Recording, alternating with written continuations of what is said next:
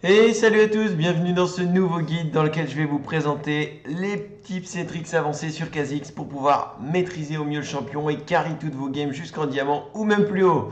Alors on commence tout de suite avec le premier conseil qui est d'optimiser l'utilisation de votre R. Vous voulez utiliser votre R le plus souvent possible avec Kha'Zix.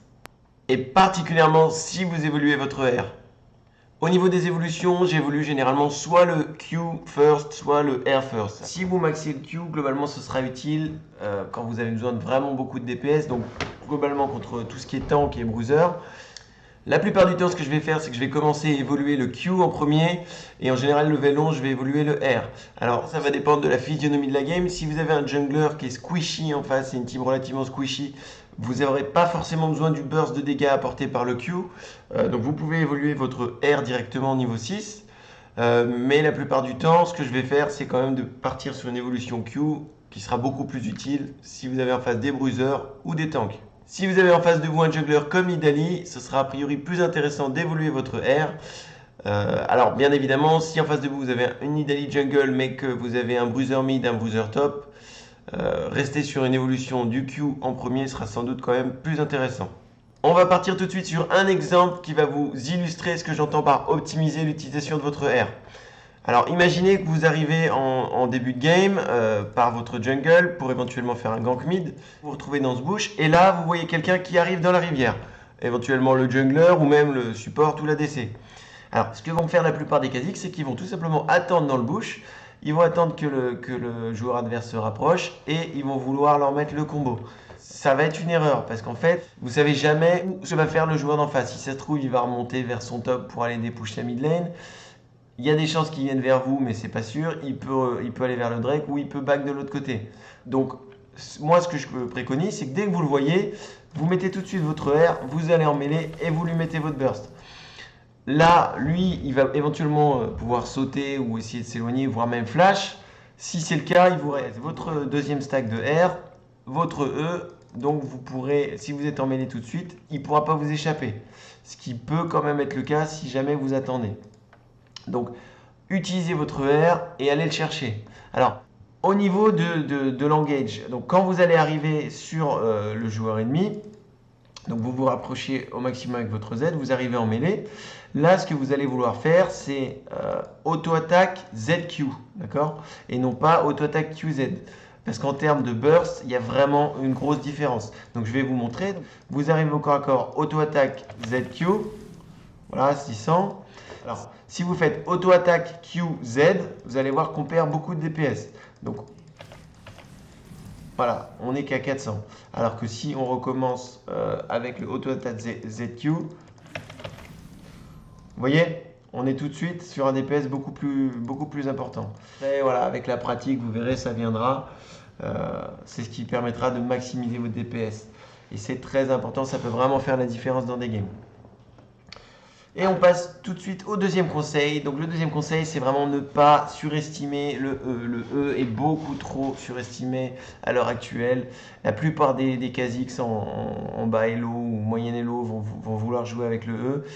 Et à mon sens, c'est une erreur. Je vais vous montrer pourquoi. Dans la grosse majorité des cas, je vais vous montrer pourquoi le R en fait va être bien meilleur que le E. Alors admettons que vous arrivez, vous voulez ganker une lane, vous avez le support et l'ADC en face, donc vous allez vouloir tuer l'ADC. On a deux cas de scénario possibles. Donc le premier cas, on arrive, on a maxé le E, d'accord. Qu'est-ce qui va se passer? On va vouloir mettre le R, on va le mettre à peu près jusque là. Et une fois qu'on sera là, on ne sera pas en portée de l'ADC. Donc on va devoir utiliser son E, lui mettre le damage à ce moment-là. Et potentiellement, il pourra s'échapper. Parce que déjà, quand on sera à ce niveau-là, on va vouloir sauter, le support pourra réagir. Et l'ADC pourra lui aussi réagir. A priori, vous arriverez quand même à mettre votre combo. Mais une fois que vous aurez mis votre combo, il pourra se décaler, il pourra flash, le support pourra réagir. Vous mettrez votre deuxième stack de R. Et avec un peu de chance, vous réussirez à le finir, mais c'est pas du tout gagné. Donc je vais vous montrer comment ça va se passer. Donc vous mettez votre R, vous arrivez à peu près à ce niveau-là, parce que c'est ce qui va se passer. Vous sautez, vous mettez le burst, vous mettez votre deuxième R, et avec un peu de chance, vous arrivez à mettre le deuxième combo. Mais il y a quand même de bonnes chances que le support ait le temps de revenir vers son ADC. Si vous maxez le R, qu'est-ce qui va se passer?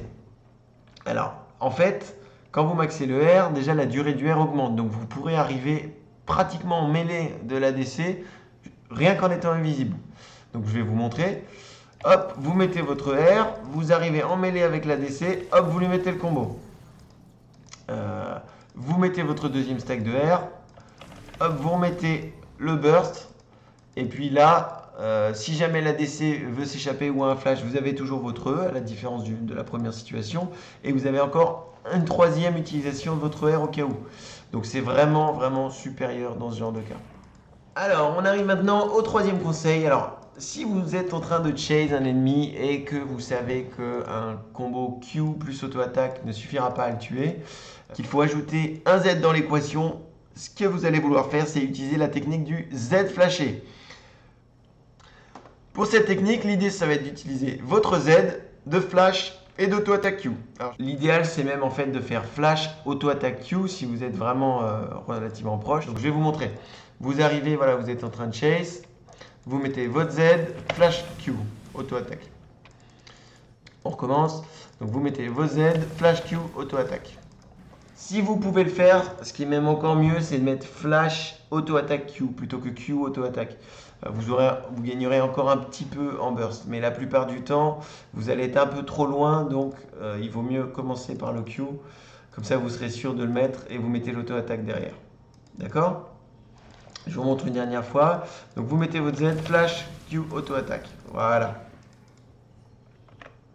On arrive déjà à notre quatrième conseil. Alors bon, ça c'est quelque chose que la plupart des Kha'Zix vont peut-être déjà connaître, et sûrement d'ailleurs.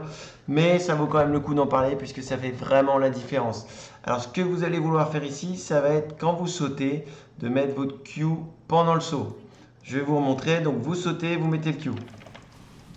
Voilà, vous avez vu le DPS que ça fait. Ce que vous voulez éviter à tout prix, c'est de sauter et une fois que vous êtes au sol, de mettre votre Q et votre combo. Si vous voulez faire ça, changez de perso, Kha'Zix c'est pas fait pour vous. Voilà, je vais vous montrer une dernière fois. Donc vous sautez, hop, vous mettez votre Q et vous mettez votre auto-attaque derrière. Si on résume, vous avez votre adversaire qui est un petit peu loin, vous allez vouloir mettre le R, hop, vous sautez et QR. Et là, vous mettez le burst, d'accord ? On arrive déjà à notre cinquième et dernier conseil. Ce qu'on va vouloir faire ici, c'est d'apprendre à bien utiliser son passif. Alors comme vous le voyez ici, quand Kha'Zix devient invisible aux yeux des adversaires, il gagne un buff qui vous accorde un bonus de dégâts et qui ralentit aussi l'adversaire. Pour utiliser ce passif au mieux, évidemment, il faut déjà bien maîtriser votre R. Donc quand vous allez attaquer un ennemi, pour pouvoir faire le plus de dégâts possible tout en évitant de se faire attaquer ou contrôler, vous allez vouloir mettre votre combo, donc auto ZQ, vous mettez votre R, vous revenez auto ZQ, vous remettez votre R, et ainsi de suite. Si vous n'avez pas votre R qui est disponible, essayez de jouer avec les bouches qui sont autour de vous. Donc si vous êtes dans une situation comme ceci, par exemple au niveau de la rivière, vous allez peut-être vous battre contre le jungler ennemi en early game. Vous avez bien votre buff qui apparaît, donc vous allez l'attaquer. Voilà, vous voyez qu'on perd le buff. Vous repassez dans le bush, hop, le buff revient et vous le rattaquez. Vous perdez le buff, vous rentrez dans le bush, hop, et ainsi de suite. Ça paraît anodin, mais voilà, vous gagnez une centaine de dégâts en plus sur chacune des attaques. Et ça peut vraiment faire la différence. Alors ça, c'est un tip qui est un petit peu plus difficile à mettre en place. Ça viendra avec de la pratique et au fur et à mesure des games. Et voilà, cette vidéo est déjà terminée. J'espère que ça vous a plu. Si c'est le cas, n'hésitez pas à lâcher un pouce bleu et éventuellement mettre en commentaire ce que vous aimeriez que je présente dans une prochaine vidéo. Allez, à bientôt!